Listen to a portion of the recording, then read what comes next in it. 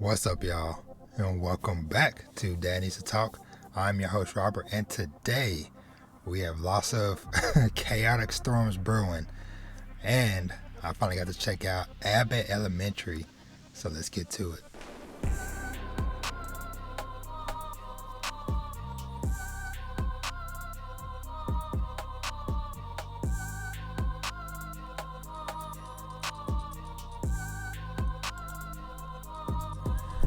Alright, y'all. So we are back for another week. Another week of adventures. Is my camera losing focus? What is going on? Yeah, y'all. It is I feel like it has been a strange handful of days. Especially since I did the main podcast episode last week. Yeah, I don't know, but before I get into all that, as always, if this is your first time here, welcome. But if you're a returning listener or watcher, then welcome back. Let me see what's going on with Ash. Well, he's alright, but man, it is. There's barely any downtime around here. It is always something going on with somebody somewhere. Man, so I don't even know where to really start. Like I said, it has been a very strange feeling, at least handful of days. Just because, and I know I'm kind of just jumping straight into stuff, but hey, let's just roll with it and see where this conversation takes us today. But so. Y'all know, or most of y'all know, unless this is your first time here, I live in Texas. I live in the Dallas-Fort Worth area. And you know, we had the little winter storm come through end of last week. So, of course, it was chaos everywhere because a lot of people were freaking out, thinking it might be the same thing that happened last year where where the whole freaking South was iced over for a whole week. Luckily, that was not the case, but, you know, of course, it was like Wednesday when I left work. It was just lots of, you know, making sure we had everything we needed because we had already did some grocery shopping days prior, but it was like, you know what, let's just grab some extra this and that just to be safe, especially you got 5 kids, just to be safe. And so, you know, I didn't go to work Thursday and Friday just because obviously woke up Thursday morning, snow everywhere, ice everywhere. And then Friday morning, it was still a little icy, whatever. It had melted though, whatever, and people were starting to drive and stuff, but it was still a little bit icy, especially early in the morning when I normally would get up to head off to work. So I was just home again Friday, and then get to the weekend, and well, first of all, then my Friday afternoon, my wife and oldest daughter left because you know, I mentioned before she got invited to run at a event in Houston, so they left to do that because she's gonna be running over the weekend, and so. For me and the other kids, I think I only had to do, just 2 basketball games. Which luckily the Saturday one, it was only one. One that we could attend. Because originally when my wife checked the schedule, there was a game for one of his other teams that was listed for 3 o'clock Sunday, and then all of a sudden 3 o'clock Saturday. She's getting phone calls from people being like, hey, where's Jay at? Where are y'all at? Da, da, da, da. And then found out that the game got moved to Saturday. But it's by the time we found out, it's ain't no point because by the time, you know, realistically, probably if we really wanted to, we could have rushed and scrambled and got him there maybe at least by halftime. But I'm but at the same time, it's no. we do not need to rush and scramble to every freaking game. Especially for, in this case, this is for one of the teams that he's not necessarily obligated to play with, because like he's officially not really even on this team anymore, but it's just like they had some players that had injuries or whatever, so they're like, well, can we still borrow him from time to time, which time to time is every weekend. And so it was like, you know what, they'll be fine one game without him. But anywho, so he didn't have an actual game until Saturday night at like freaking 8 p.m. So me, took the whole crew, we all went there to support or whatever, and it was a freaking fun. It was a fun game to watch, not from a basketball standpoint, but just watching the kids doing their thing, whatever, because it was a full blowout. I think they won. It was like 40. I want to say it was like 48-13. I think something like that. 48-13, something around there roughly. So not too much of a thing, but early on in the game, I could kind of look at the other team and tell that they were a little bit more inexperienced players, or whatever. Just especially like I said, in this day and age, like where like my oldest son, he's 13, but he's been playing since he was like 6 or 7, and especially the team that he played with Saturday night, that's his like original team that he played with. So they've been playing together on and off, but collectively for like 5 years.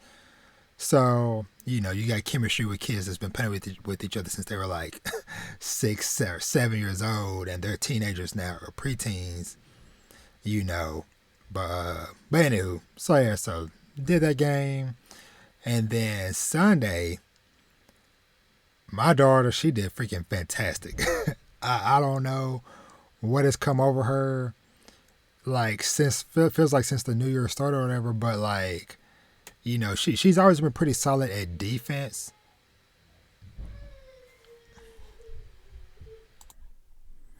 All right, apologies, I keep stopping. Vash is having a little fit, but I think my wife has him now. But yeah, my daughter, she I don't know. she just been turning up a notch since the new year started, because like I was saying, she's always been pretty solid on defense, but she didn't have the offensive side, and I think some of it might have been a mix of confidence to go with it, but I think just through her just continuing to strive and to push forward, as well as she has other siblings that are also competitive, especially her oldest brother, my oldest son, seeing what he be doing. I think that's just like a way for all of them to kind of motivate each other. And yeah, her game, they won as well. I think that game was also, 40-something to 13. And she had her highest scoring game so far. I think she had 13 points herself. So, and the interesting thing about that though is like, on the flip side, my daughter that does track, because of the fact that like, so, the event that they went to, they ran on an indoor track, which I've never ran indoor track, but I saw videos of it, and just hearing people talk about it, whatever, it's a whole other beast from just normal track that you run like on an outside track. And so the 400, she didn't do good. Because I guess in lane 1, they had like this like metal ring that's like on the ground on the inside that she kept on like tripping over or whatever, because just the way that she's used to running tight on the curve, she's not paying attention, and her foot kept on slipping on it or whatever. So that was a little bit of a struggle for her, but she did a little bit better in the 800, but and just kind of just having to just like the idea of like like on an older episode that I did, I think I did this even before I started doing video and YouTube and stuff, but I did a podcast episode that was called raising child athletes, and it's a constant ongoing thing. Just because, like in the case of prime example, my daughters, they're twins, but this weekend they were on opposite ends of the spectrum, to where one had one of her best sports performances that she's had so far, and the other one had one of her worst. And so just kind of having to, have conversations with, both of them, of course, as far as like, hey, encouragement and all this stuff, whatever, but also, just, coaching like, hey, this is, it's okay, you didn't do well, but blah, blah, blah, blah. So, yeah, and it kind of just got me thinking a bit of just, and I think this is something I was potentially going to talk about last week, but just the kind of like general thought. And granted, I feel like I've talked about this a little bit before in the past, but it's just like sometimes when I like really stop and like think about what all I do and like my day to day, my normal week to week, and it's like sometimes it'd be like, man, like how do I manage to squeeze everything in that I do within the 24 hours, the 7 days, whatever. And of course, some of it is because like, okay, there's sacrifices, made here and there, some intentionally, some unintentionally, like, hey, lack of rest, right? Lack of sleep. Maybe not do my best on my diet and just different stuff like that. And like, oh, it might be a day or a week to where, hey, I'm going super hard on the podcast stuff, whatever, and maybe not spending as much time with the kids and stuff as I should, and then vice versa, to where it's like, man, I'm exhausted, going to all these practices and games and stuff. And so it is just like time passes so quickly.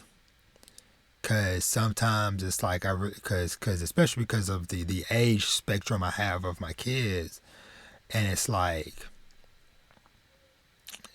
sometimes it's like looking at Vash, him being 4, versus my oldest Jay, he is 13, and so sometimes it's like I'll just be either just around the house, or when we're in the car driving, or when I'm watching my oldest play on the court or whatever. And it's just like, man, he is really grown up.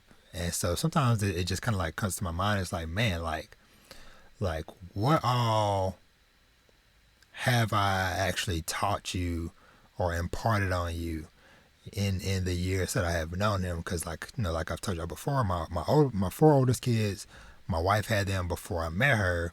But when I met her, they were all young. They were from oldest to youngest, they were 5, 4, and 1.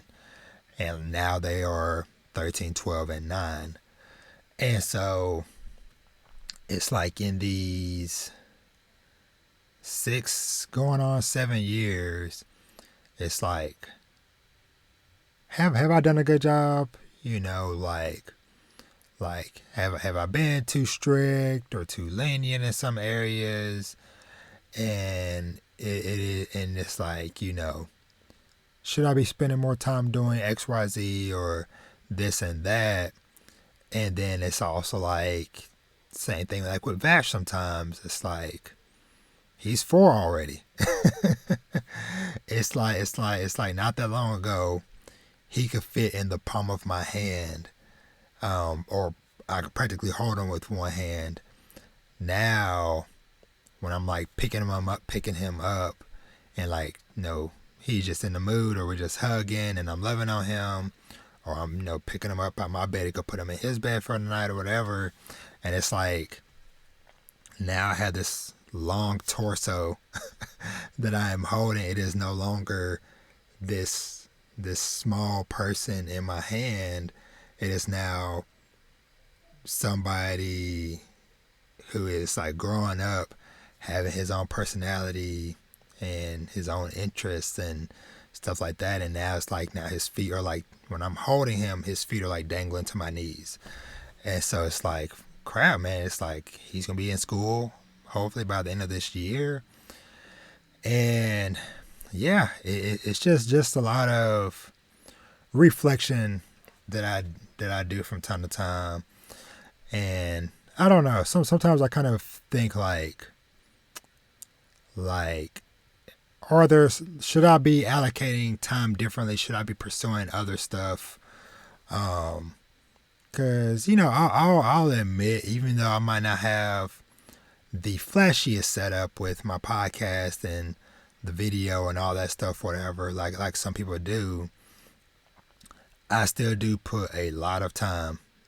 And honestly, some of it I feel like now I put a lot of time as far as like consuming content to talk about and stuff on here versus like especially like like last summer when I was kind of like first learning stuff, whatever, and even like into the early fall, I was also putting in a lot of time like just like researching like how all this stuff works too, as far as like how to use Canva and what is OBS and all this different stuff.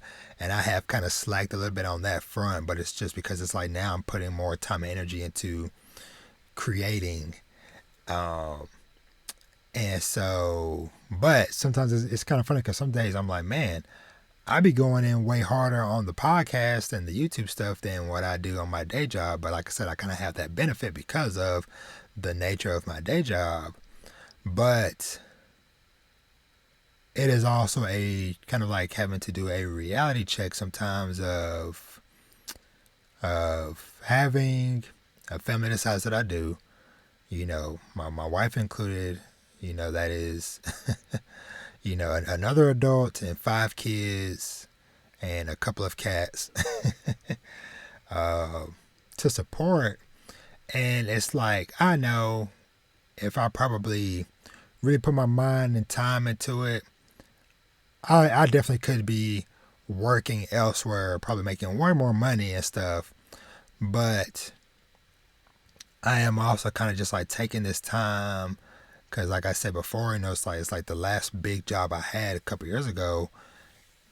Honestly, nearly drove me insane to my breaking point, and so I think that I am kind of just enjoying, to an extent, and maybe to a fault sometimes, this piece that I have loosely at my current job. And it's like, man, it's like, okay, the year and a half now that I've been here, and maybe I will put in a little bit more time because me having the freedom that I have at that job allows me to do more stuff with the podcast or whatever. But it's also like,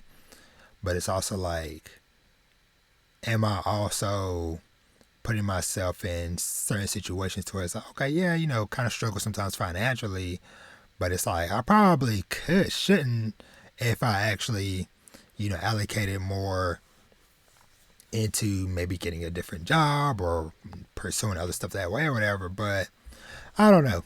Like I said, I know this is kind of like a lot to kind of ramble about just off the gate with the podcast this week, but I also like to just be open with y'all, as well as just honestly for myself, for if there ever is a day and time to where I decide to just go back to listen to some of these episodes and stuff years down the line.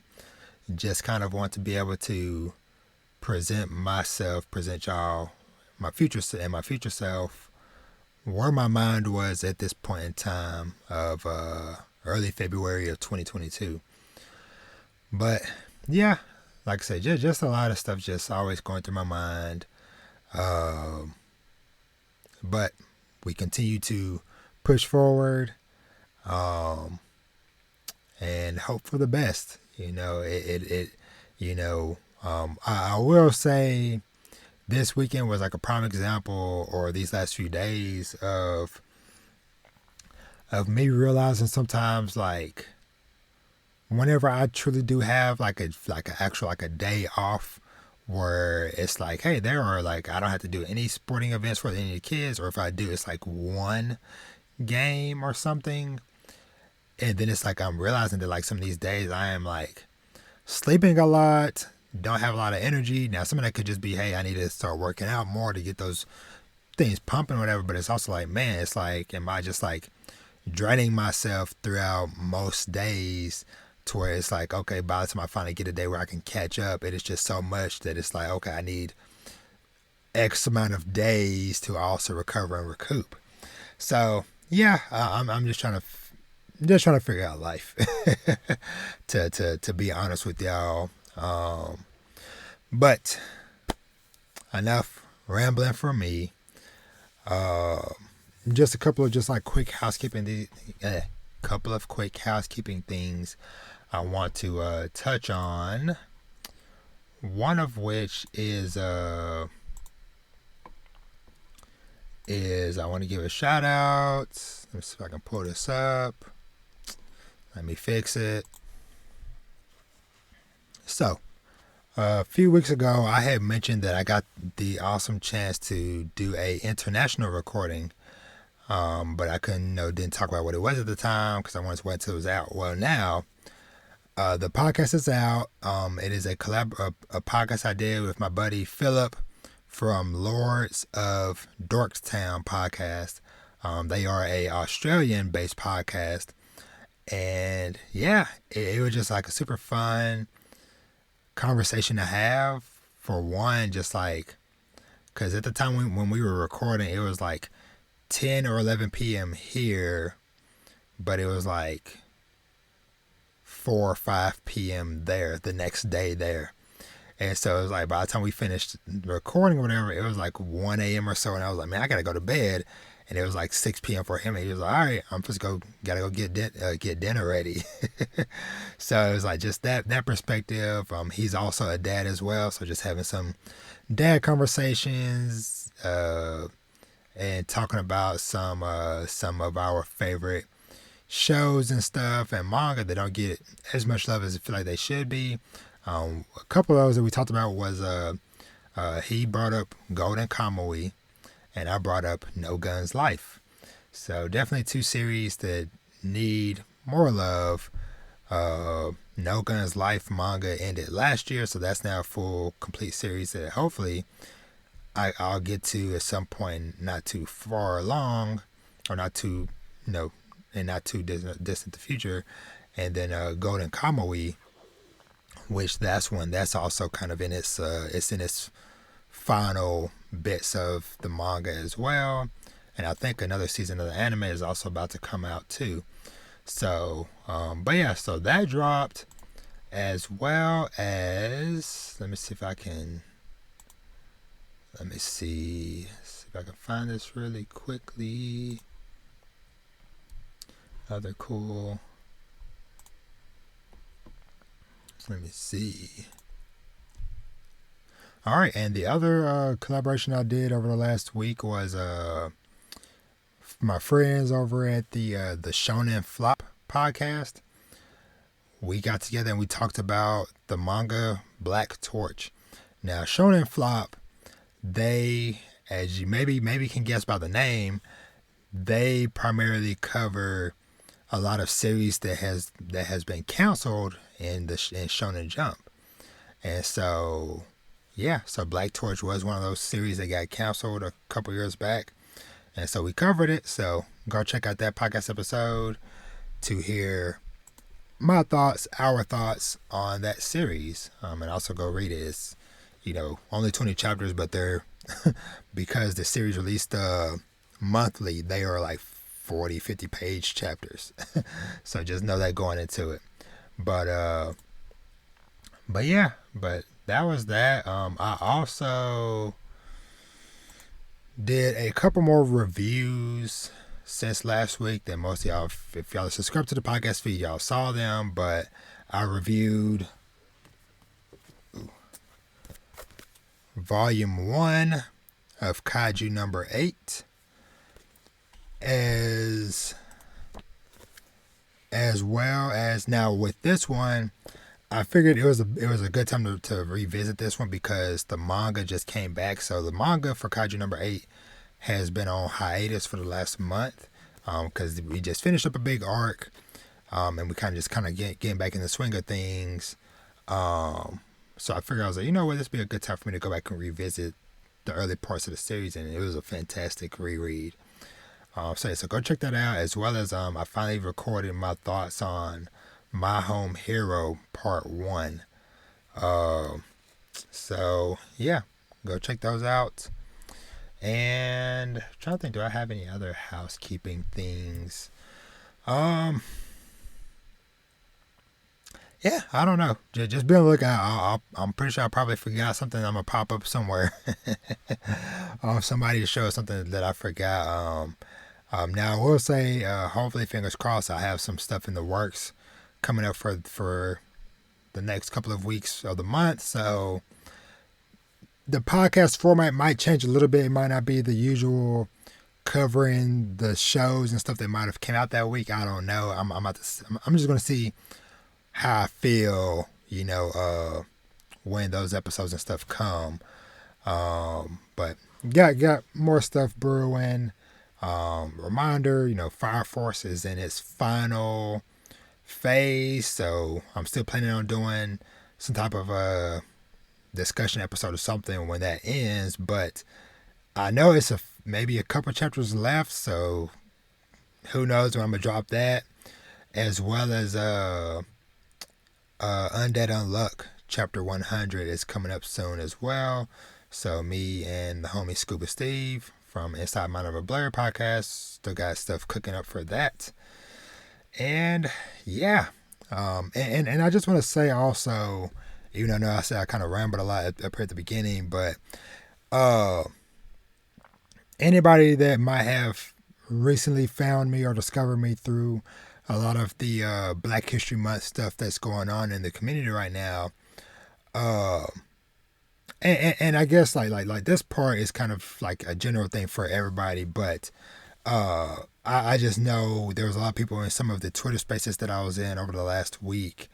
So three primary Twitter spaces I was in last week was one of them was Moody Senpai. She usually does a Twitter space on Saturday nights called Senpai Saturdays, where we just kind of just get together and just discuss various anime and manga topics or whatever. Because this past Saturday we talked about time travel anime and time skips. Another person I want to give a shout out to is Panda on Twitter, Panda Dadon. She has started doing Twitter Spaces. It looks like they might be Friday nights for Ranking of Kings, because that was a super awesome discussion. And just as a reminder, these Twitter Spaces are recorded as well, so y'all can go back and find these and listen to them as well. And then of course, Anime After Dark Twitter Space from the Worst Gen podcast in collaboration with Blanime podcast. But I just want to just shout those out because there was a lot of people that popped up in all of those spaces throughout the week that a lot of them kind of came up and spoke for the first time. I was like, hey, I did not know that there was these type of Twitter spaces going on, that there is good and decent people on Twitter and stuff in the community that are having actually nice and civil conversations about a variety of different anime and manga series and stuff, whatever. So I definitely, like I said, just want to shout out anybody that might have found me through that. And like I said, anybody that might be listening to me that don't know about those Twitter spaces, go check them out. Go follow those people. Go follow those hashtags. So the hashtags are Anime After Dark CH. What was it? Senpai Saturdays, and then I believe for the Ranking of Kings, I think that's a Tabernacle of Boji. But yeah, go check those out. Check out those threads and stuff, whatever. But enough. I have done 30 minutes of talking. But let's go ahead and just kind of dive into some stuff. Now, I don't really have anything noteworthy to mention as far as news this week that I can think of.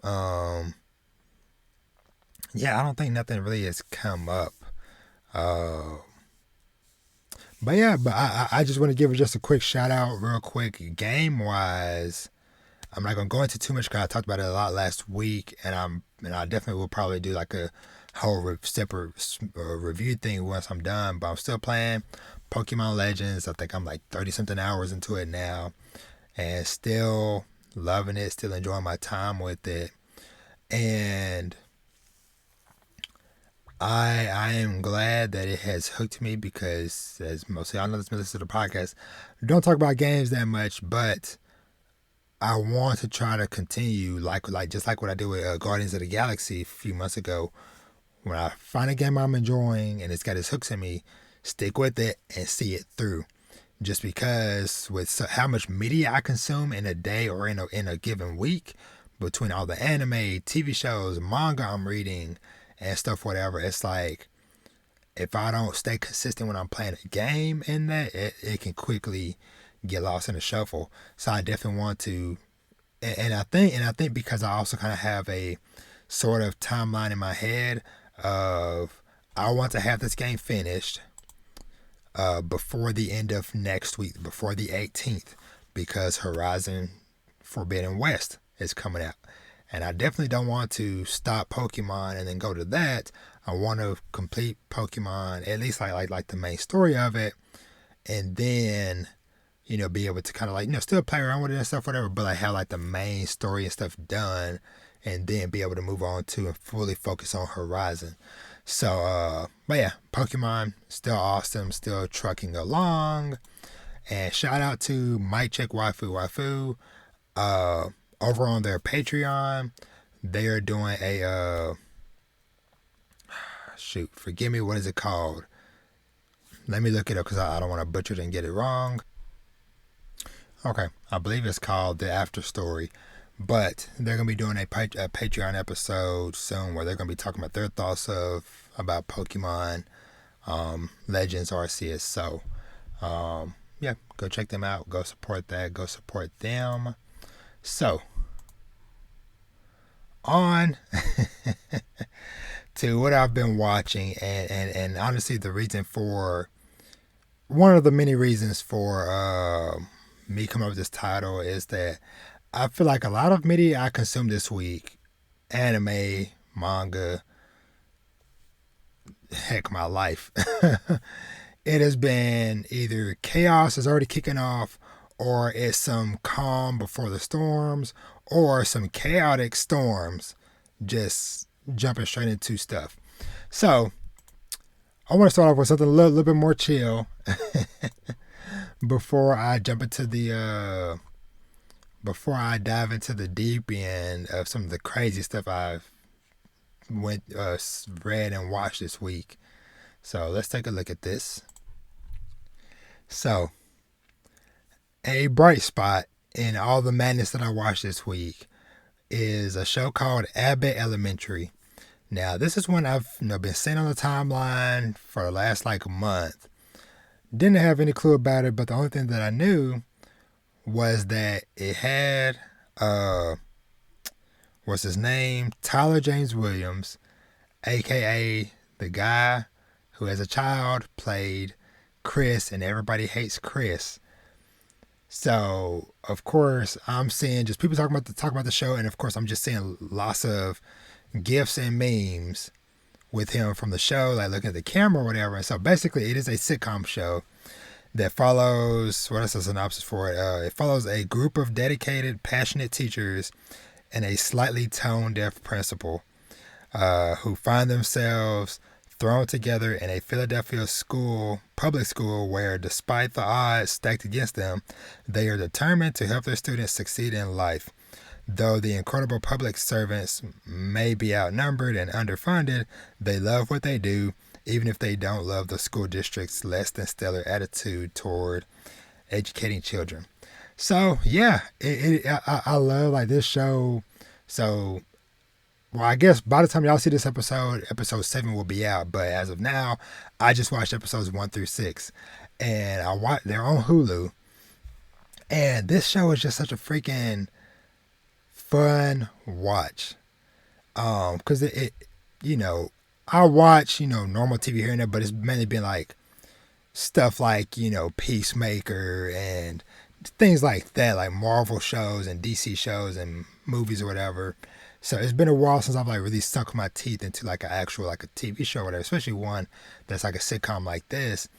And I just gotta say, like if you were looking for a funny, fun show, check this out because the whole cast of characters is great. But there's also a mix of like funny wholesomeness, but also some important lessons and spotlighting that they're bringing up on issues that are going on with the public school system, especially in certain areas around the country, around the world, that might not be as well funded and stuff as a lot of like bigger schools and stuff, whatever. Especially like in minority neighborhoods or whatever, or just like more poverty stricken areas of different cities.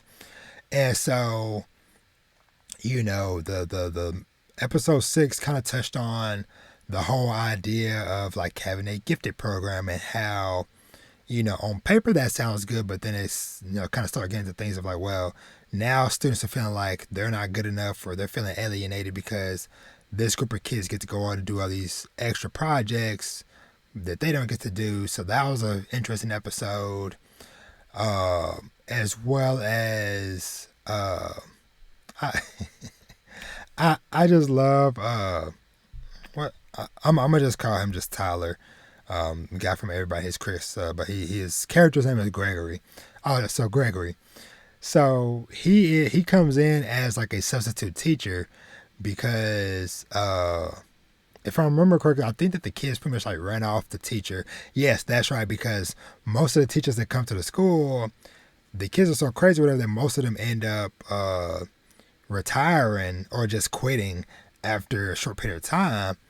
And so Gregory shows up whatever to kind of be a sub, but he dreams of becoming an actual principal eventually because that's what he went to school for. But just like, and I love how this is all kind of like wrapped around the idea of like there's an actual camera crew actually in the school because the principal got them to because of the school being underfunded, they got them to do a TV show spotlighting basically how horrible the school is from like an underfunded sense or whatever. And so a lot of moments where like the characters like looking awkwardly at the camera and stuff whatever during different moments, it is because like no, they are literally looking at an actual camera that's filming them. So stuff like that is cool and funny. I also really enjoyed the episode where what's her name, the kind of older teacher, Miss Howard, to where she's a teacher that's been there for like 20 plus years, but there was an episode where they try to start like bring in like a new curriculum where they're introducing all this new technology and tablets and stuff whatever, and she's kind of struggling, but she doesn't want to say that she's struggling, just out of a bit of embarrassment and things like that. So that was another good episode. But and of course one of like the other main lady, Janine, her spunkiness, just her constantly wanting to try to fix stuff or make it better, but sometimes making things worse. Like when, hey, the lights are flickering in the hallway and this little girl is too scared to walk down the hall by herself. So she's like, you know what? I'm going to fix the light bulb myself. She gets up there, starts tweaking around with the wires, shuts down electricity at half the school because a fuse or something blew, took out half the electricity in the school. She continued to try to fix it. She went to the breaker box. Now the whole school has no air, except for like the gym or whatever. And yeah, so she tries, but she's struggling in her own way.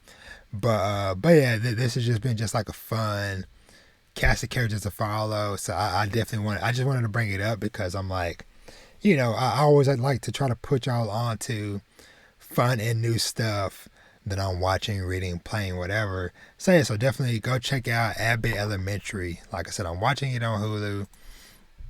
It comes out every Tuesday. Every Tuesday. So Let me look up this real quick. Hold on.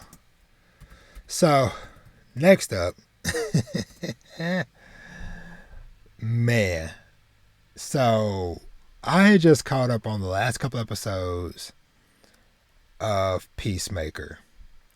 So, I honestly don't even know where to truly begin, but let me pull this up.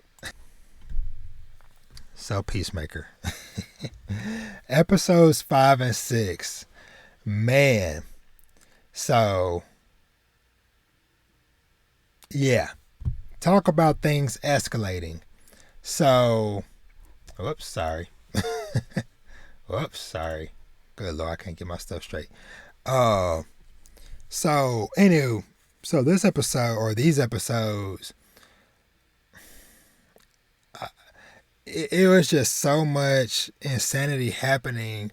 So, pretty much, we had a moment where, and forgive me, I can't freaking remember everybody's freaking names. Peacemaker, cast. So it's like we had the moment where they go to basically scope out this facility that's probably a base for a lot of the butterflies projects and stuff, whatever. And it's like the helmet that Peacemaker has on has X-ray vision, which means that he can see the butterflies in the people's skulls or whatever. So he can just look at a person, and man, when they get into the building or whatever, and he just immediately first person he sees, just shotgun to the face. I was like, oh, all right, we just going in literally guns blazing, popping heads. And so they go through, they do that craziness or whatever, while Hardcore, her and Vigilante are elsewhere scoping out the facility or whatever. They ended up getting found out, and they go into this room to hide, not knowing it's a freaking gorilla that's also been taken over by a butterfly, and they're beating their butts. And then freaking Peacemaker ends up tossing out this freaking handcrafted grenade bomb thing. Darn near blow everybody to pieces. But they make it out, and they destroyed that facility or whatever. Well, later on in the episode, what's her name? Leota. She ends up going back to the office late at night. It's just her and Mern. Well, Peacemaker left his helmet. She puts on the helmet. She's like, oh my God, I can see X-ray, da, da, da. And she turns around and looks at Mern, and she sees the butterfly. So she's freaking out. I'm freaking out because I'm like, oh no, she's about to die. She didn't die. Mern just stopped or whatever, and he called Hardcore. Hardcore apparently already knew that he was a butterfly. So we get a whole backstory explanation. Like, okay, yeah, Hardcore knows, as well as the tech guy, Economos. He knows and stuff too.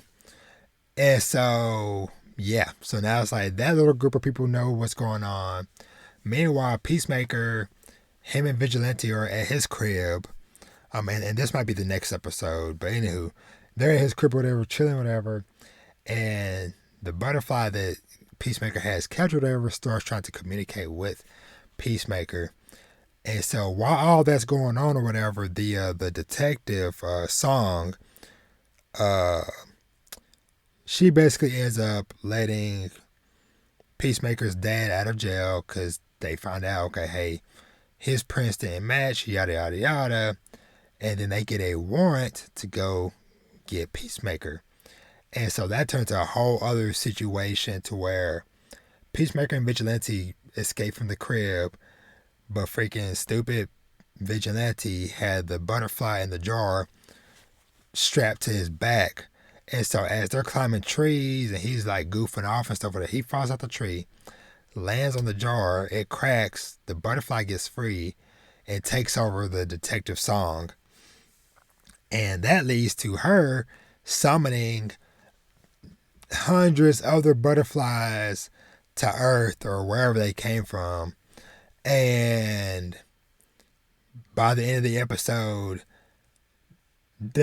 she basically went to the police station or whatever and took over all the police officers, all the prisoners in the prison. All of them got taken over by butterflies, and now they are basically framing Peacemaker, saying, "Oh yeah, he was responsible for, I can't remember what it was, some event." And yeah, so we are getting ready to go into a humongous battle and stuff. So, but it was kind of interesting getting some backstory on Mern, and what his deal was, and learning that, like, yes, he is a butterfly that took over this person who was seemingly like the worst person in the world, but as he is taking over his body and mind, he is learning that, hey, maybe this guy also could have changed, if he was given enough time to do so. But now, he doesn't have that option anymore. So, yeah. But very good episodes, very insane. Very insane episodes. Now, oh man, let's go into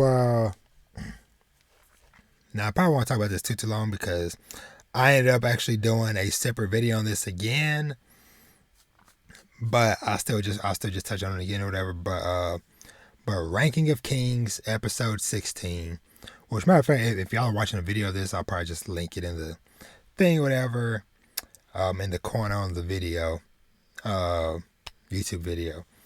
But man, this is another freaking awesome episode of seeing our boy Boji doing his thing out here, taking these fools out.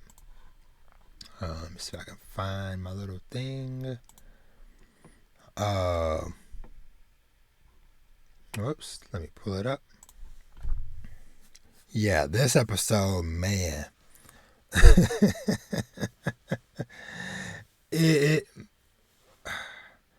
it was just so much stuff to freaking that just happened this episode. Like we freaking started off, and once again, this is Ranking of Kings episode 16, Royal Majesty. We start off the episode with the flashback of Mirajo working with some bandits or something, and they're bombarding Boji's mom with arrows. And so we basically get to see how Boji's mother died protecting him. But we also see a moment where, like, the people that Mirajo is working with also end up, when she turns her back, basically kind of like is not paying attention, ends up spearing her as well. She gets injured. So that was one flashback. Then we get some more context between what's going on with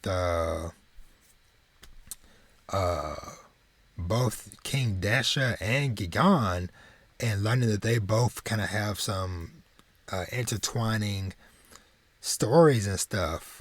So years ago, King Desha and his brothers Despa, as well as Oaken, they had formed an army to go against their father, who was the previous king.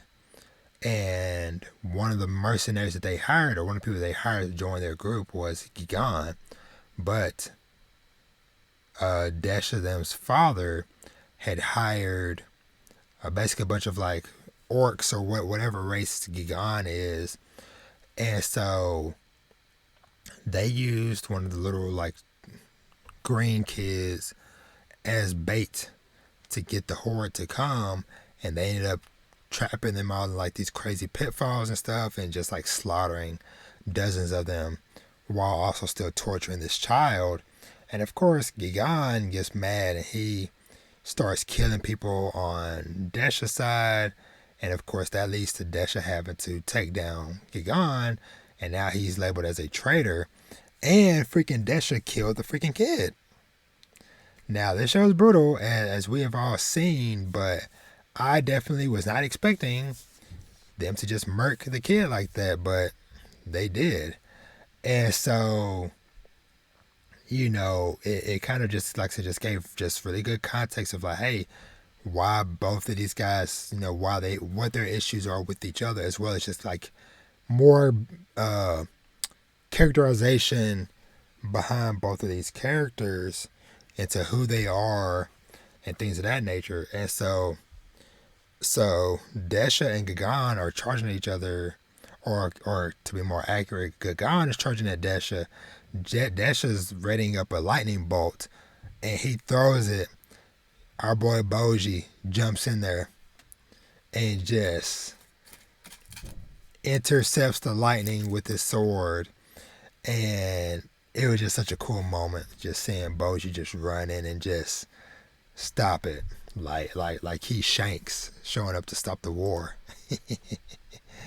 And so, yeah, man, it was just insanity. And then Desha recognizing the sword, being like, "Hey, is that one of Despa's?" And then he's reaching out to Despa, being like, "Yo, what is what is up with Boji? What's going on with this kid?" And then Despa basically telling him like, "Hey, you might want to chill.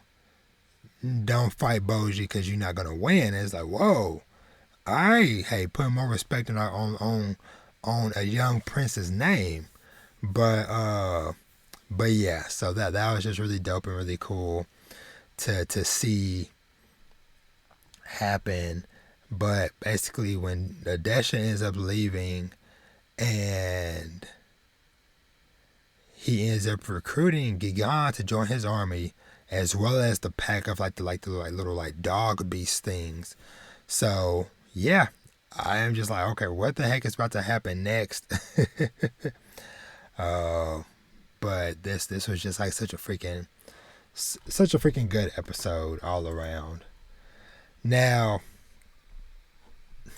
next one I want to touch on is Sakibui Bisco, episode 5. Now, this episode, if I can get my stuff pulled up so I can check it out. So this episode continues where last one did, where Bisco and can't remember his freaking name, Milo, where they are going through this town that seems to only be inhabited by kids. And so once again, just like getting more lore and backstory on the world and of these characters, and just learning once again, like at the same time where Bisco is working his hardest to change the minds of people of how they feel about mushroom keepers. You also have what's the sister's name, Pawu, how she's dealing with a different situation, but her hatred for mushroom keepers is just growing, because she ends up getting stuck in a trap, and ends up learning that, well, actually, no, now that I think about it, that story might have been a lie, because we found out that the people that she supposedly rescued from this giant spider thing have actually been trapping people and killing them. I guess for sport, I don't know, but this like older couple, seemingly wholesome people, man. Like my wholesome radar has been betrayed.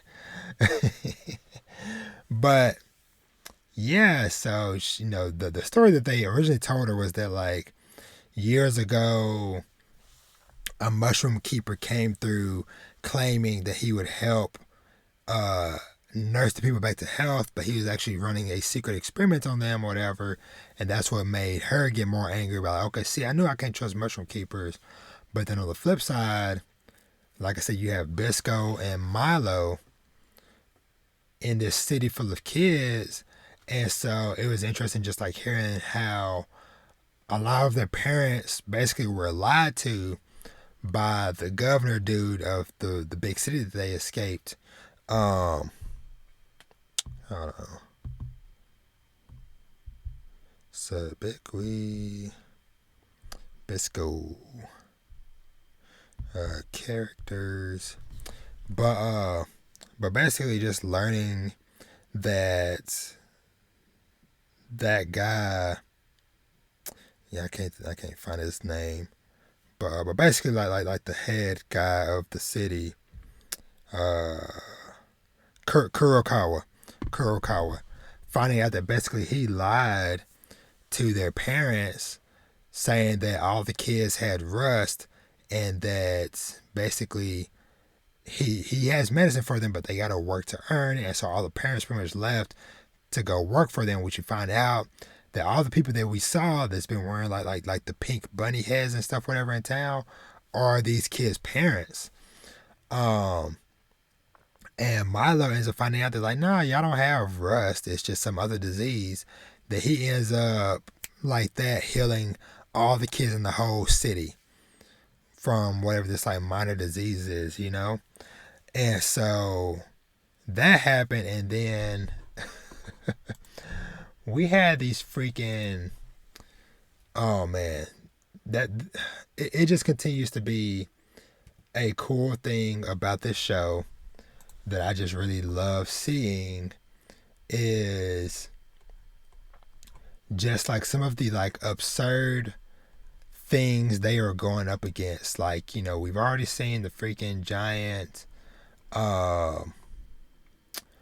what's it called? The giant,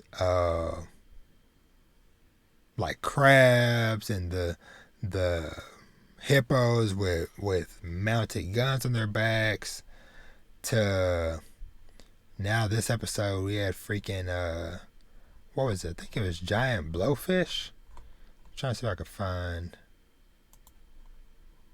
Yeah. Yeah. Yeah, these freaking giant people eating blowfish that like a lot of people in the past they said have gone missing from this too or whatever, because they kind of like the head kid of the town, his dad. So when he had a Bisco locked up in his little cell, there was like these like giant, nice looking harpoons on the thing, and then the kid was like, "Yeah, you know, my dad was a fisherman." Which in hindsight, me hearing that now, it's like okay, was he using those harpoons to fish actually in the water back in the day, or fishing, literally fishing out of the sky, as we see Bisco doing to take these things out? But yeah, this was just such a freaking just another just cool, crazy thing of this show of just, hey, giant fish floating through and I'm gonna wreck your stuff. But it was also just really cool just watching Bisco just go in and just like take out all of these things and stuff. So, but yeah, but I am just forever excited to just continue to learn more about this show, and I have been happy that I have, through some of the, like the Twitter spaces that I mentioned earlier, whatever, and following different people, I've been finding more people that are also big on or also fans of this show as well. So it's really cool, you know, just having more people to talk to about the show. But yeah, but Sakibui Bisco, like I say all the time, always a freaking good fun time. Now, let me see.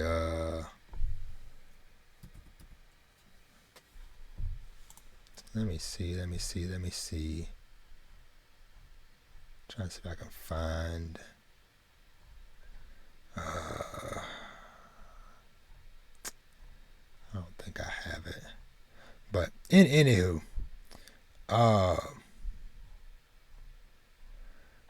which one to start with? And I'm gonna keep this short because, like I said, I've read the manga for both of these, but still, I have to touch on these episodes. So I guess I'll start with Demon Slayer real quick. So the most recent episode of Demon Slayer, the I guess this was episode 10 of the Entertainment District. I think, I don't know.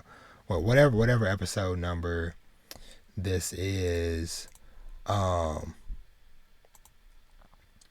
it is.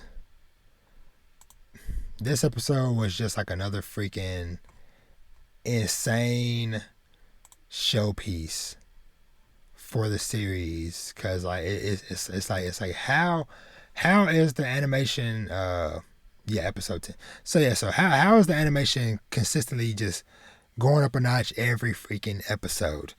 And it is so wild because like this show, like how beautifully they are animating everything, and just like the intensity with the music and everything, whatever.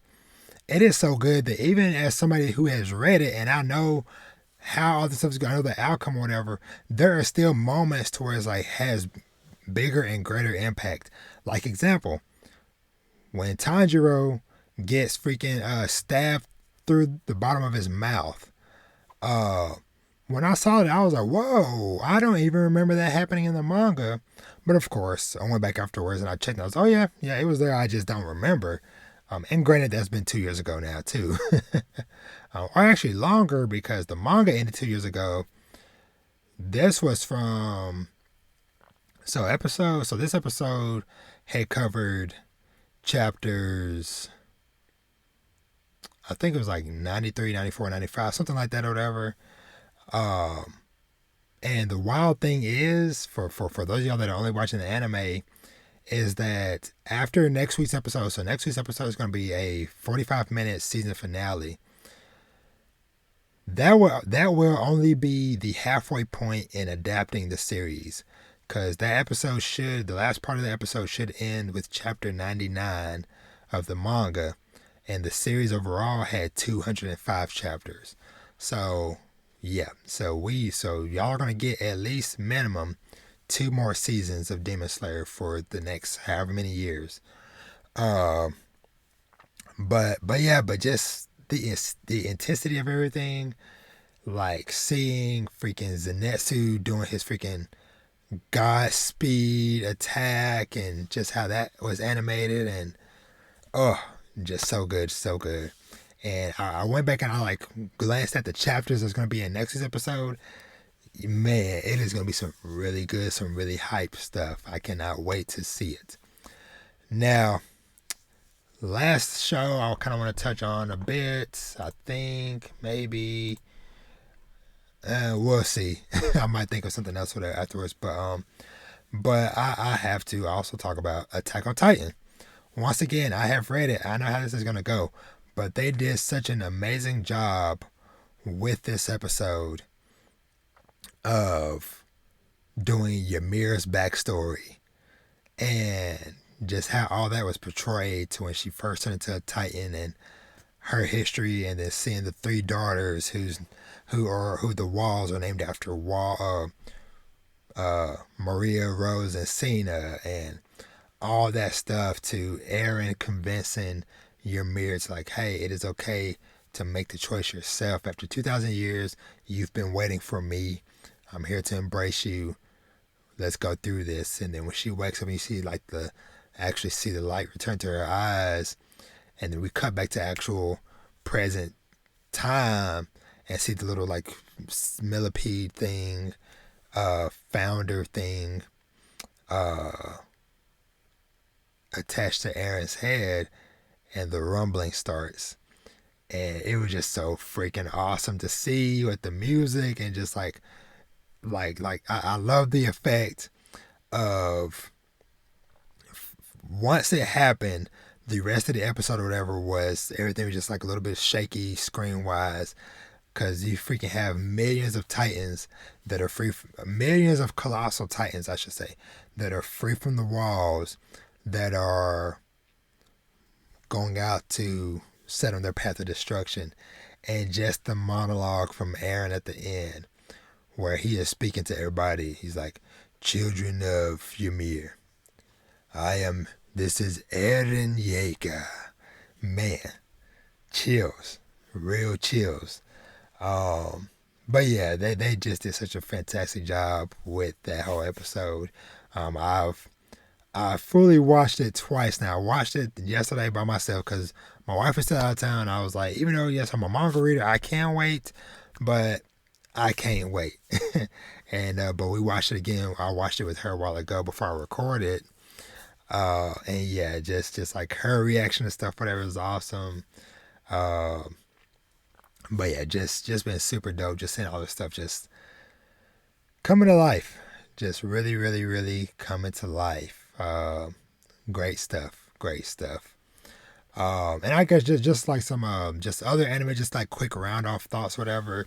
I enjoyed the episode of My Dress Up Darling with them going to the cosplay events. That was very cute to watch.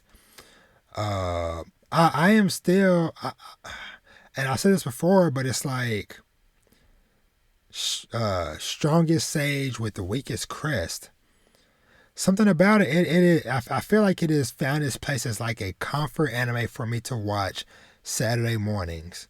Cause it comes on it comes on super early Saturday mornings, and then My Dress Up Darling comes on a couple hours afterwards, or whatever. But it is not doing anything like super crazy and insane, but it is just good. It is just solid and good.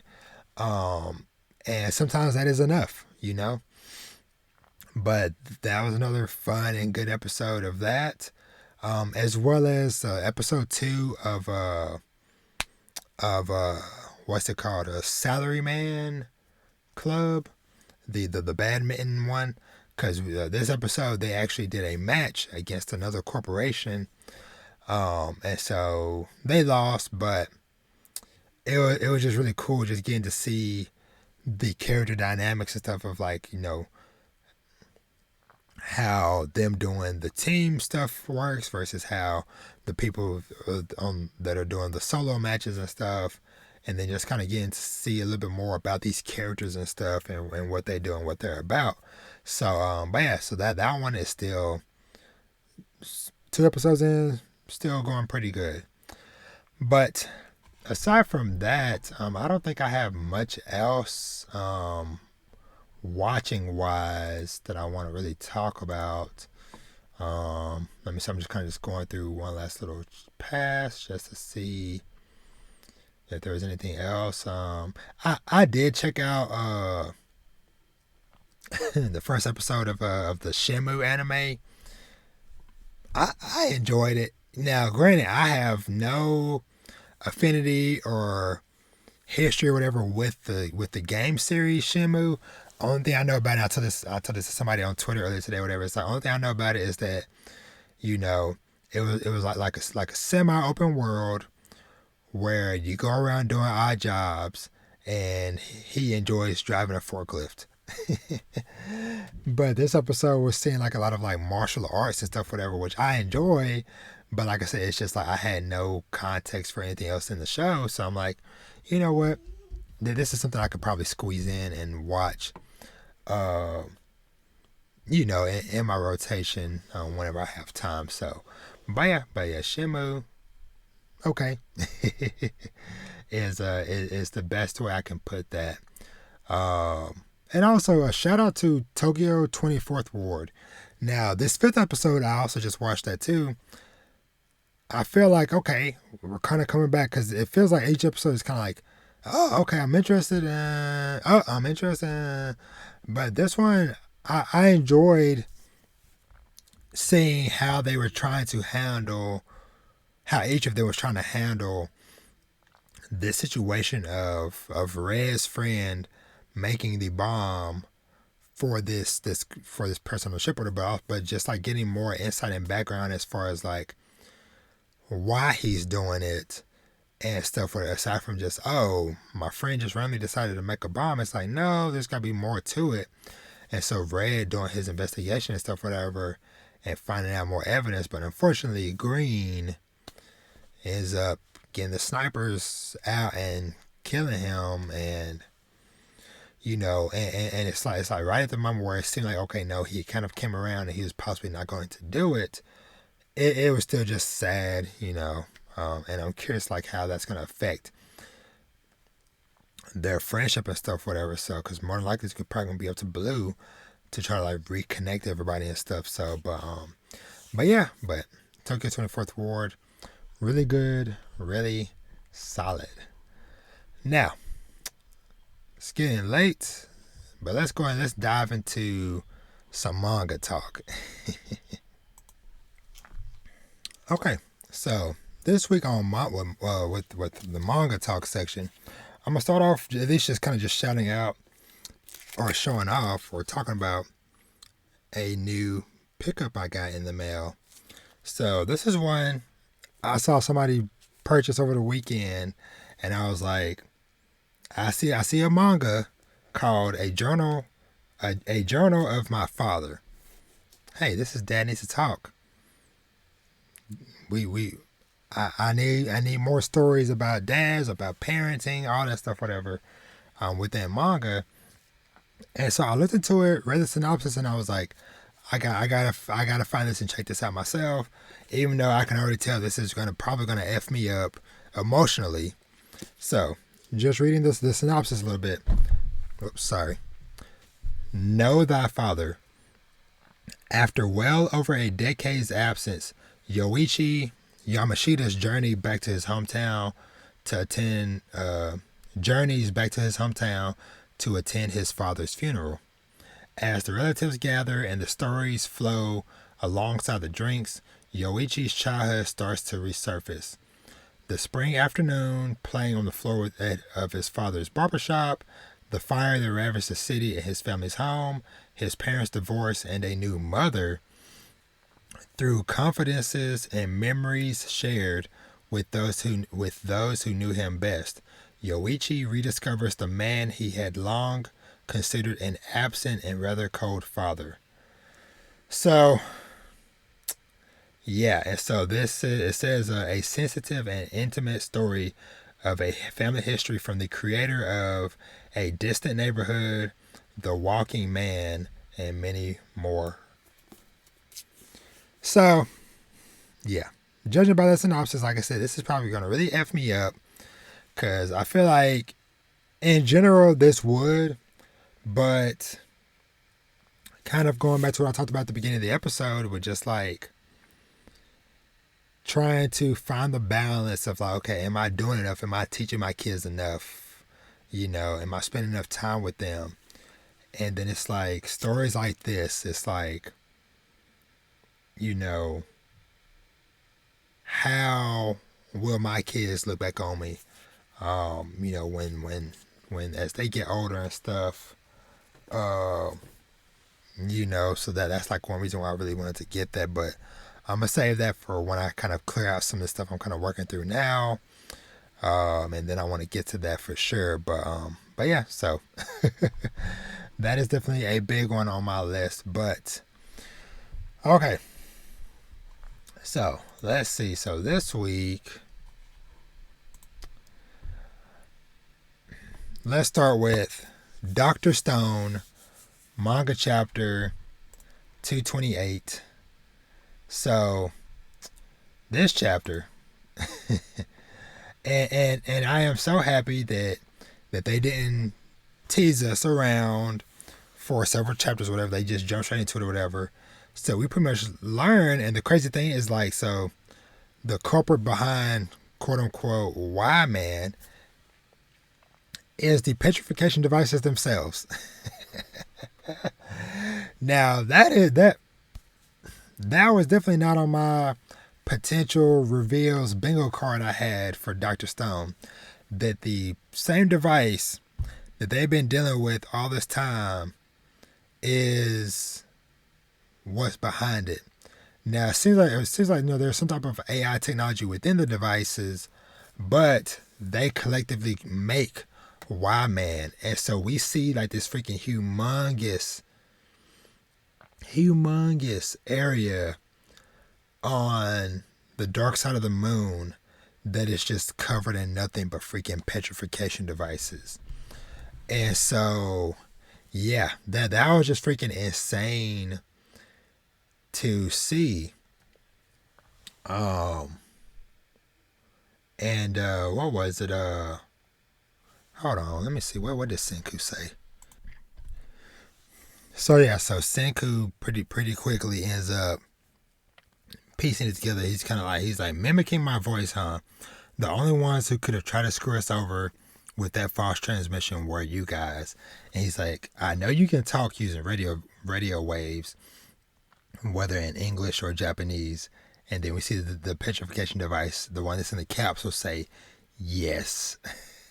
And they're like, all along this whole time, closer than we knew, you are the Medusas, and you, the devices, are the machine life forms that form Y-Man. So, yeah. And so yeah, so it just begins just this conversation between Senku and the petrification devices, to where basically the peace offering, because like, because they're trying to figure out like, okay, how can we get out of this, whatever. And so Senku ends up saying, with the level of science we're at now, we can't create more, or what did he say? Let's see. Think they must operate according to replicable rules. Let me see.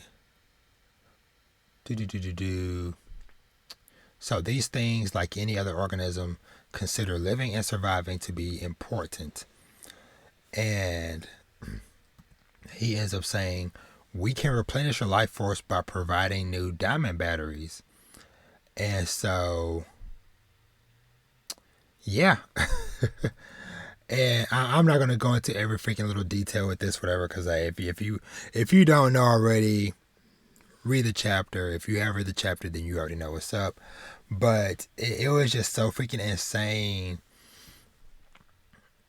that reveal. I feel like it's kind of interesting, just that it wasn't a person, it wasn't nobody related to Senku or whatever.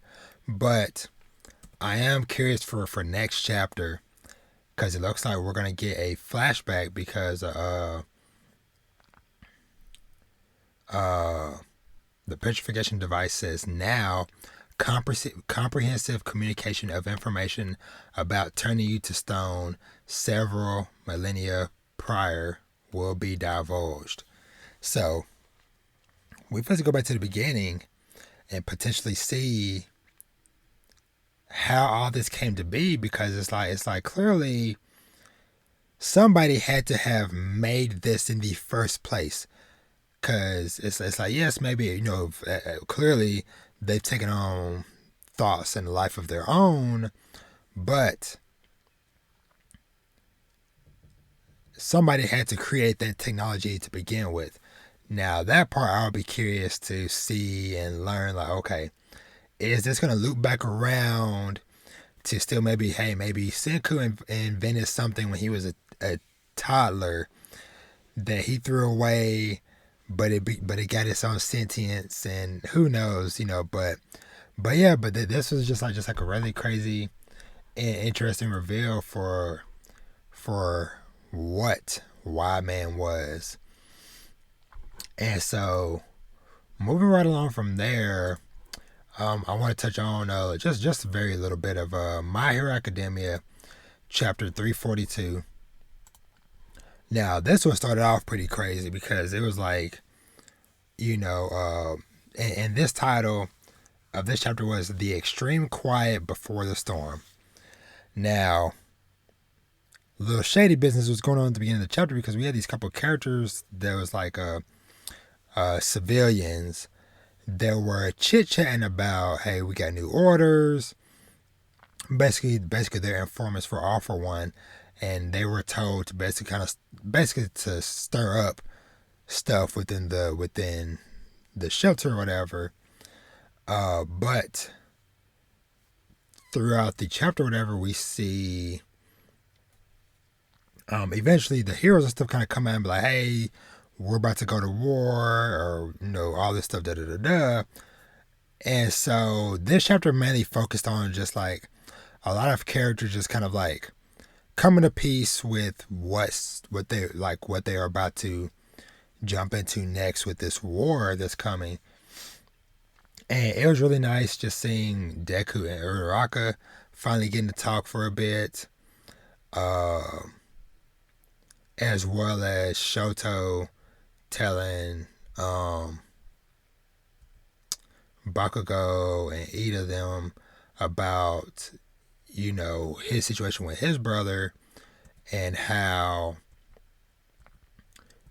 he wants to sit down and have a bowl of udon with Toya or whatever, basically.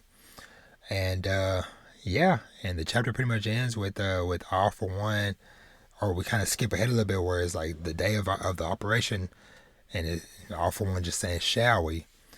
So more than likely, this is probably the last chapter, the last bit of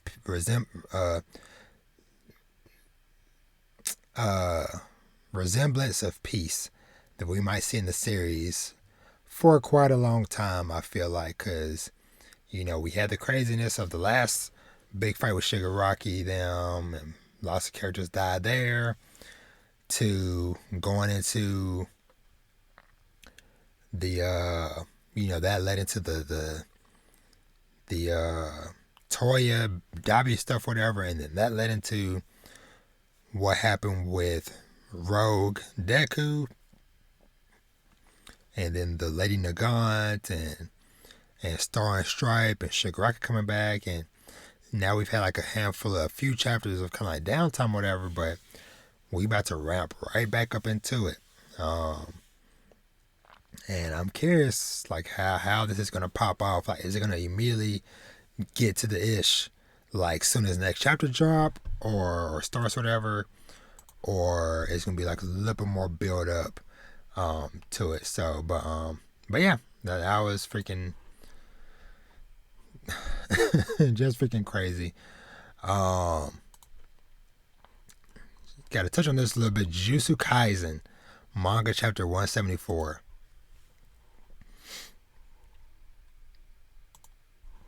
Now this chapter, basically, it's titled Sendai Colony Part 1. Now, this chapter is basically a lot of other people scoping out and trying to figure out what's going on with Yuta. Because one of the big bads that we got introduced at the end of last chapter, whatever, Yuta took him out. And so basically Yuta ends up running to a bunch of civilians, like, hey, y'all can hide out here in this stadium or whatever. And he ends up rushing all people into the stadium, and then there is like tons of freaking roaches just scattering everywhere, and like devouring people. like Yuta, like there was this guy trying to run, and Yuta tried to grab his arm and scoop him up, but the bugs got to him, and just like his body just like disintegrated damn near. Actually, yeah, because there's nothing but literally just bones left. And he says like each of the cockroaches has cursed energy, and they're reinforced. A single one is no problem, but a swarm poses a serious threat. And yeah, so we get introduced to what is his name? Shoot, did he not say his name? His name is Kurorushi.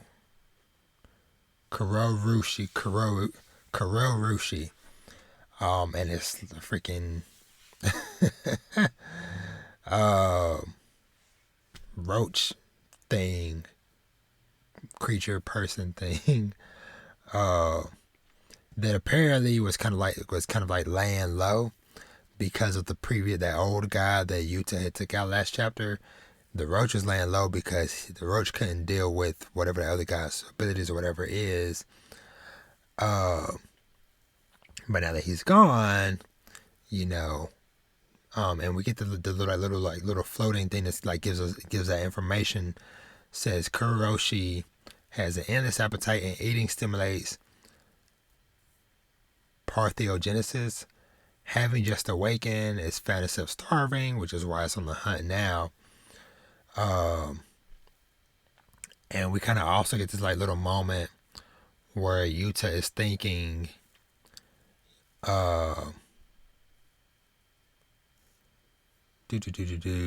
There are probably more players like them in other colonies as well. We can't allow any of them to leave we can't allow any to leave until they're eliminated. And we kind of had this moment where he's thinking back on Gojo, and he's like, Sensei, I won't let you kill your best friend a second time. And Yuta says he would kill Kenjaku by himself. And so we see the Roach squaring up and summoning this really badass and nasty looking cleaver thing called Festering Life Sword. An enchanted blade that mixes life and death. But yeah, looks like we're about to see our boy Yuta go up against one of the surviving roaches from Terror for Mars. Oh man. But anywho, moving right along.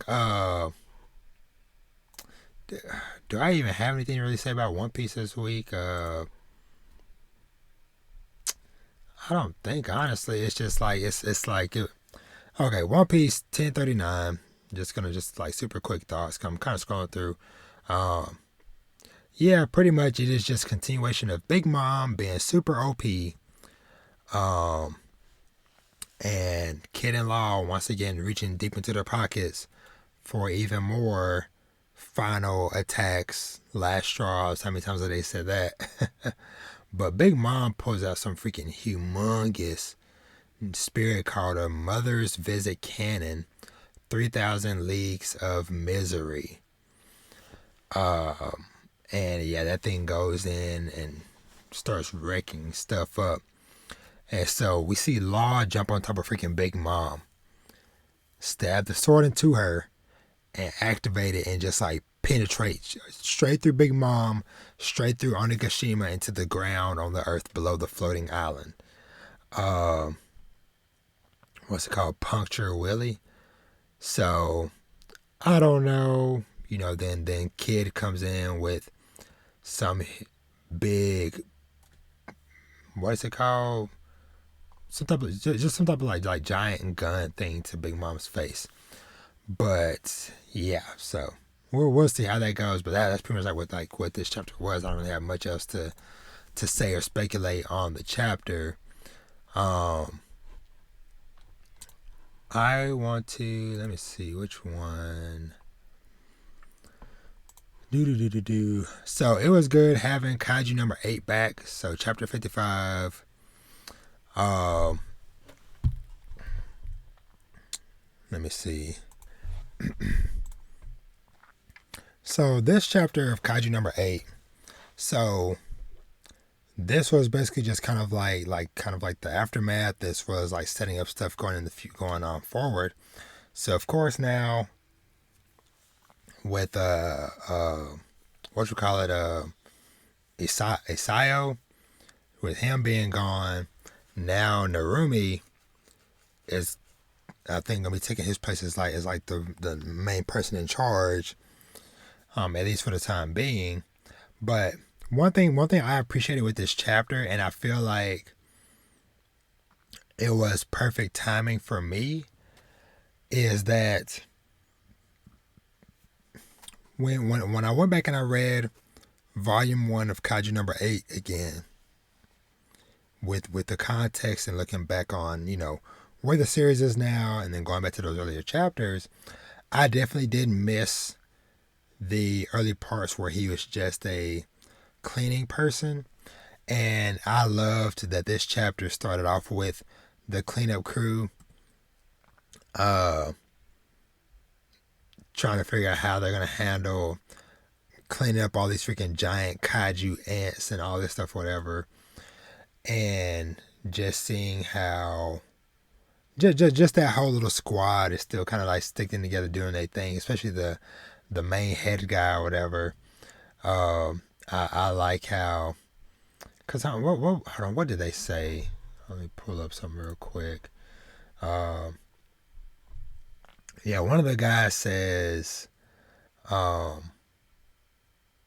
yeah, that basically people are starting to leave and flee because it was like, well, if General Isayo wasn't strong enough to take these things out or whatever, everybody thought that he was, I thought he was invincible since I was a kid. And it's like people are already fleeing the country to avoid another disaster by number 9, and then saying we should get ourselves out too. And then the main guy's like, no, like if we run away, who's gonna clean up the carcass of number 9 after the defense force kicks number 9's butt? And then he's thinking as he's marching off, saying, the Japanese defense force ain't gonna take this lion down. Ain't that right, Kafka? So I just enjoy that he, is still rooting for his homie Kafka, and stuff. And so next part of the chapter is like we see Shinomiya. She's training with I remember, I haven't learned this out the lady's name, but like one of the other like head like vice captains or something or whatever. But I love Narumi, of course, because, one of the first times we saw him, he was playing a freaking PS5, chilling. Now he's got a Nintendo Switch, chilling, playing the game and stuff. So that was just, it's just so fun just seeing that on there. But let me see. So, oh yeah, so his vice captain basically comes in and is like, hey, have you made up your mind how to handle Kaiju number 8? And saying that the decision solely lies on him. And then we learn what we thought, or a little bit more on what we saw at the end of last chapter, where a little bit of Kafka's hand didn't revert back to fully human. So it seems like they're doing research or whatever, and they're saying like his kaijuification is progressing. There's a spot on his body that won't revert to human form, and so so even Kafka, is like, man, okay, guess they found out about my hand. Will he even be allowed to keep fighting with them? And then Narumi comes out and talks to him and basically is like, we can't let you stay in the defense force. If you keep transforming, you might lose the ability to return to human form. I can't let somebody fight in that condition. But that being said, with all that in mind, let me say this. And we get this freaking amazing color spread of Narumi with Kafka just like holding him by like the shirt, just being like, lend me your power, Kafka Hibono.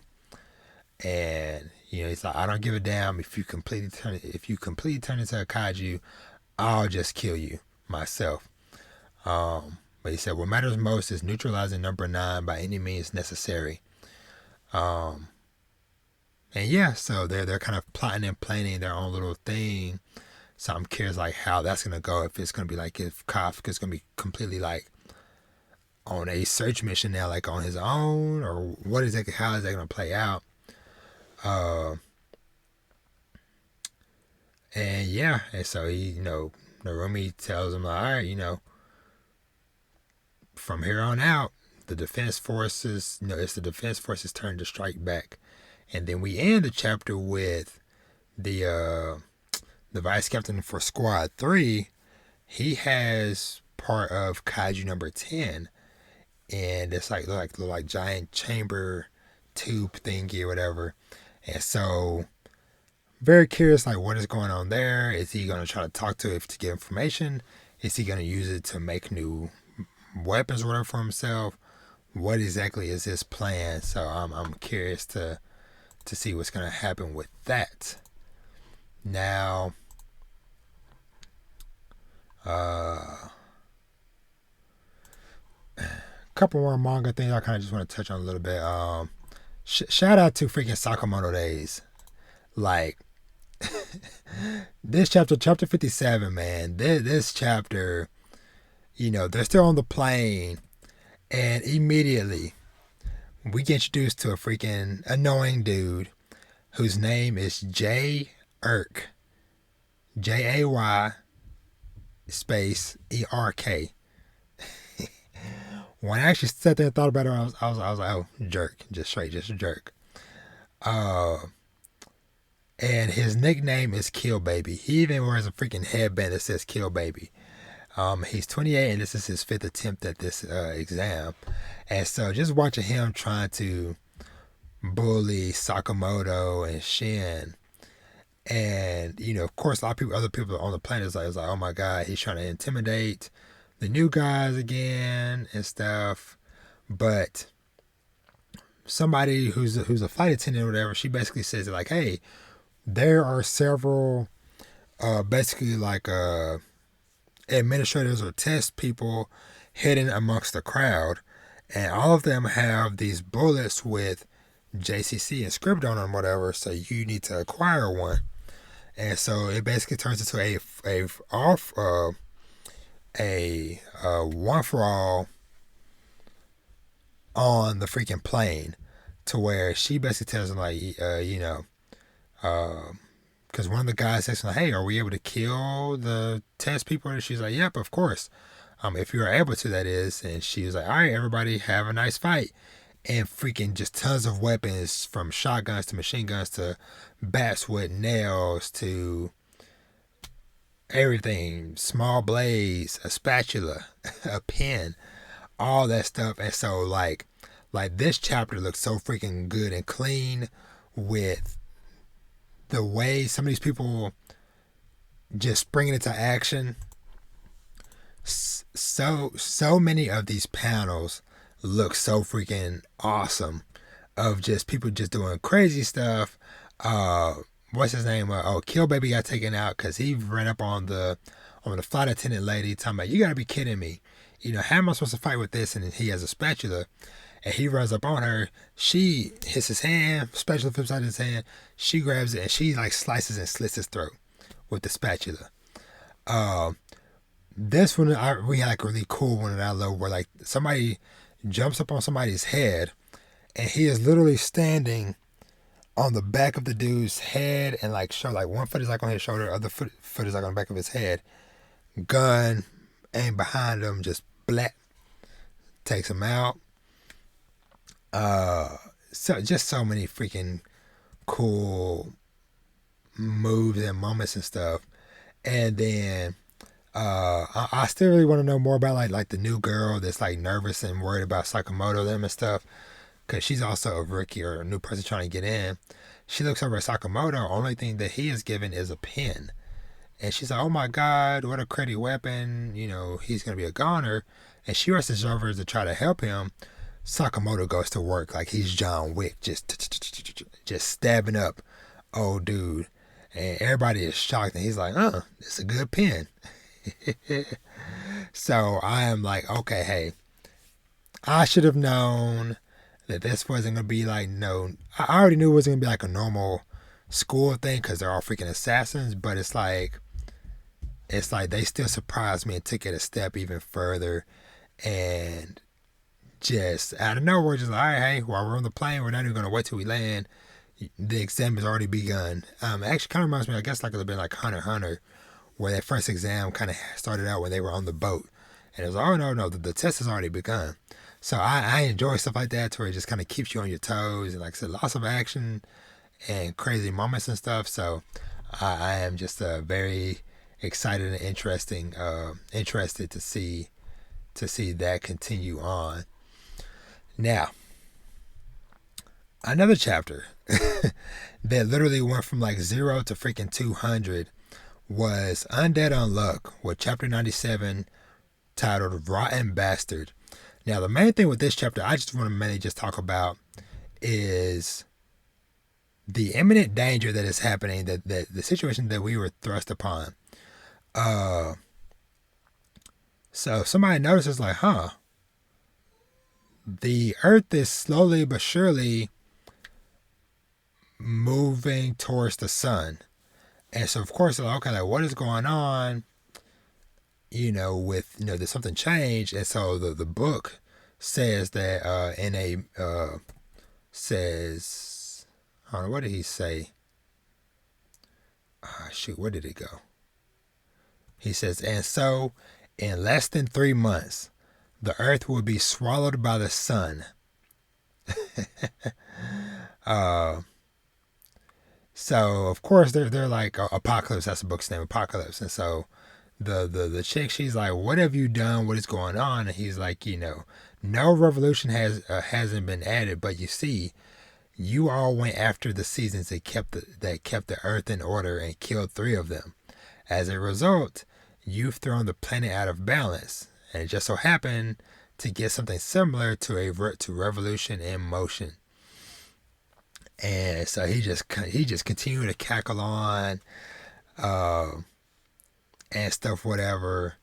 And so Andy just grabs him and was like, "Yo." And what else the Apocalypse said?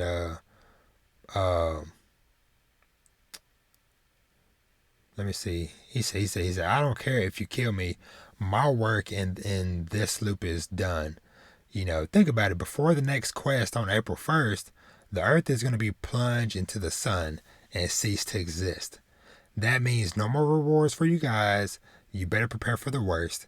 You won't have to wait for the 100th penalty. The final quest is Ragnarok.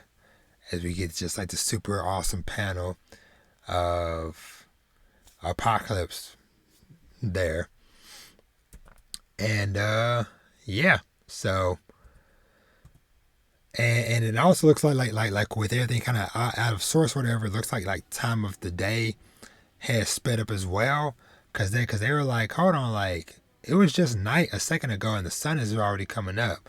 So yeah, so they are moving towards the sun. They have 3 months before they are pretty much engulfed in flames, and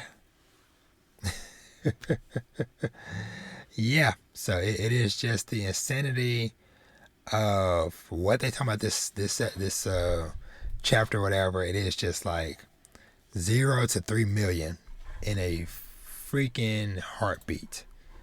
So very, very, very final, very final thing I'm gonna touch on just super briefly, and I'm gonna get up out of here. Is Fire Force Manga Chapter 301. And once again, minor spoilers, but hey, if you don't want to know, just skip to the outro. This will be just a few minutes, whatever. But once again, the chapter's kind of winding down. Characters are kind of, with everybody coming back, some characters are kind of making peace with where they are, and some of them are purposely choosing that they are just done. They wanna die. I know one of them is the old lady, what's her name, Samir, because she mentions that, like, hey, she was around during the previous times, and that she was around for, to see this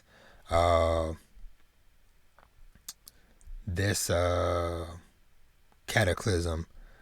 And so now she's like, I can't go a third round. So she's like, she chooses death. But what was it? Yeah, Shin kicks despair and creates the sun from Soul Eater, which is, if you're watching the video, it's a little bit in the background behind me. But let me see. Yeah, so the rest of the pillars are like, okay, yeah, it looks like Haume has chosen life. Amaterasu, she chooses death as well, because she's like, I will disappear along with despair. I'm opting for death. I have no interest in going out and living at this point. And she tells Iris that, like, hey, go live your life, go do your thing. And yes, Samira said, I have seen the modern age, a world of flames, and now a world of death and souls. I have no interest in living as a lone human across 3 ages. So she also chooses death. And yeah, so Iris returns, talks to Shin, and I can't think of the kind of crazy girl or whatever, but Shin is the one that kind of that can draw the like the ignition points or whatever. She came back because Shin's like, oh, look who came back, and she's like, I tried dying, but it was actually kind of lame, which is kind of funny, but yeah, and then Shin or Sho is like, well done, brother, now everything is settled, and then Shin is like, no, we're not done yet, as he looks up and he sees Death saying, I have no reason to let you continue living. And then Shin just says, with a somber look on his face, yeah, I know. As next chapter is titled Divine Judgment. So, I am very curious, is Shin actually about to die here? Which we know, hey, if this 100% more or less is going to be the prequel to Fire Force, all these characters are going to die eventually because they don't really show up in not Fire Force, Soul Eater, but I would be sad if Shin did die here. It would be cool if he got to at least go see and talk to his friends, like his squad at least one more time. But yeah, it would suck if, or not suck, but it would just be sad if he just goes out as like, okay, he literally became God in this world. He became not just a God, but he became God. And he brought everybody back to life, got rid of despair, created death, all this stuff. And so, what else is there left for Shin to do? But he will be truly heralded as a hero from this situation. So, but yeah, good stuff all around. But yeah, y'all. And I don't think I had nothing else to touch on with manga wise. Like I said, I've already talked a lot.